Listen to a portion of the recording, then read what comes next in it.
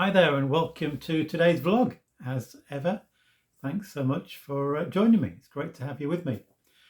Well, we woke up this morning to snow here in Doncaster, and I think other parts of this northern part of the country have had snow, which was exciting. But the temperatures soon began to rise, and the snow turned slushy. So by the time I went out this morning to the post office, it was quite wet underfoot. Still a bit of snow left, but it's rapidly disappearing. Gives us something to talk about, doesn't it? One of the things that is often commented on about how this lockdown and everything else is affecting us, where many of us are having to stay at home. Each day seems to be pretty similar to the last one, the previous one, is that it's easy to lose track of what day it is or what date it is. And we discovered that when last week our brother-in-law Paul had his birthday, and although we've got a birthday calendar, we completely forgot what day it was and forgot to send him a birthday card. Anyway, we did apologise. 2 or 3 days later, it was the birthday of our granddaughter Essie, as she's more commonly known. Her 4th birthday. Amazing how those 4 years have flown by. Essie lives here in Donny, though we don't see much of her at the moment. We did nip round with a card and a little gift. And one of the things that I've been doing this year, because we've already had, even though it's just early February, we've already had 3 grandchildren birthdays. What I've decided to do is to write a little story for each of the grandchildren on their birthday. So I write a little story and then I record it on the camera and WhatsApp it to them on their birthday. So hopefully that's a bit of enjoyment for them. Not great stories, but anyway, I thought that's what I'd do this year. So I've got 3 down and 3 to go. Another milestone today, actually, this is Tuesday, it's the 6th anniversary of a wonderful initiative, ministry that takes place in Leicester through one of our former churches, called New Parks, New Friends. It's something that I've talked about previously in the vlog, and in case you didn't hear that one, it's basically the church in New Parks, the Methodist Church, realised that they lost connection really with the local community, so they decided to meet together regularly to pray and to ask God, what are you saying to us? How can we reconnect with our community, make a difference? And out of a long time of meeting together for prayer, and that prayer continues, although of course not actually physically meeting together at the moment. God seemed to be putting on their hearts the issue of loneliness, and out of that began something that is known as New Parks, New Friends. Every Tuesday morning in the local library, a group of volunteers go and get ready, and then they serve tea and coffee, light refreshments to anybody who wants to drop in. And it was aimed at those who were lonely, perhaps didn't have important friendships in their life, or for whatever reason suffered from or experienced loneliness, and so they could come along and meet new people, get to know folk, establish new friendships, new relationships, and that proved an enormous blessing to so many people. In fact, on the 1st anniversary, I put a couple of pictures on Facebook, and they've come up again because it's 5 years ago since I did that, and you know, it's great to think of all that's happened over those years.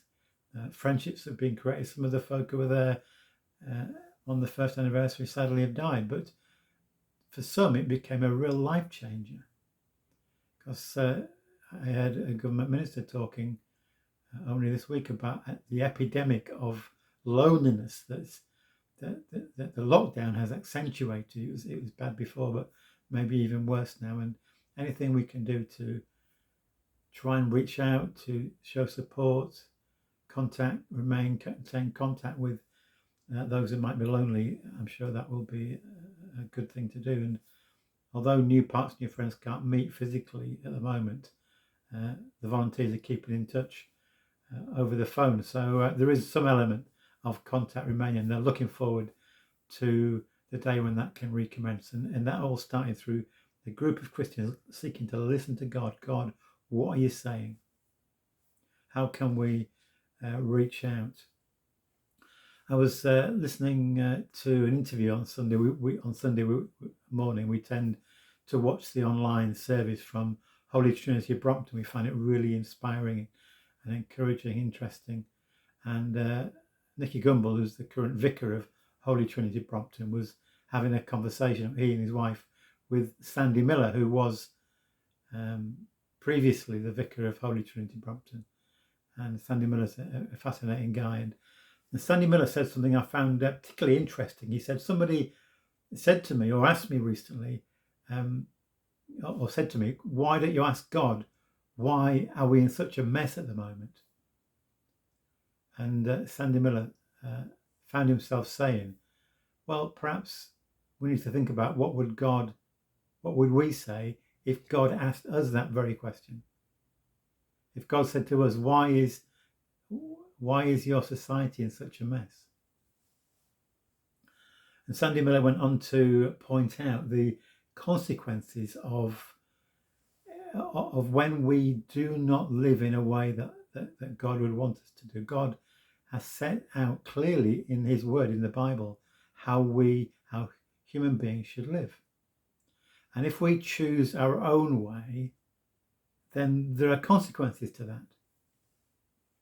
If I said to one of my children when they were young, don't touch that fire, and yet they went ahead and did it, they would experience the consequences of that.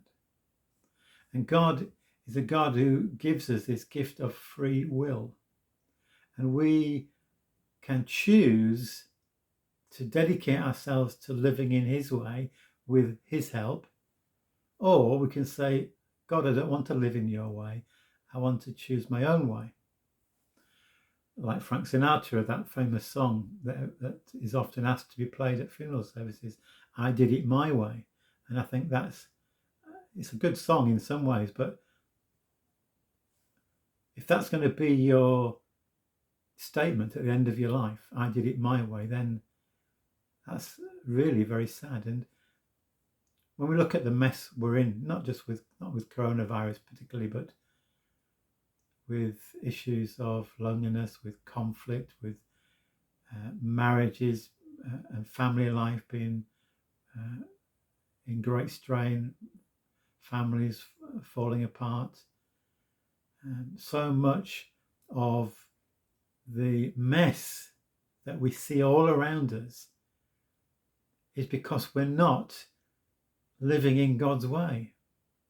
Just think what would happen if, for example, if everybody in this country committed to living by the 10 Commandments. Just think what a transformation just that would do. So if we're tempted to cry out to God and say, God, why have you let this mess happen? We need to be ready for God to turn the question back on us. So we need to take seriously that choice that God gives us. And it's not a question of picking up our Bible and looking at what God says and choosing the bits that we like and ignoring the bits we don't. We take it all. Am I going to take God's word seriously, even when it goes against what I would personally want? Am I going to live in God's way and honour him? Let me just finish by reading a verse that comes right at the end of the book of Judges. It's a very sobering verse, the very last verse of the book of Judges in the Bible. In those days, there was no king in Israel.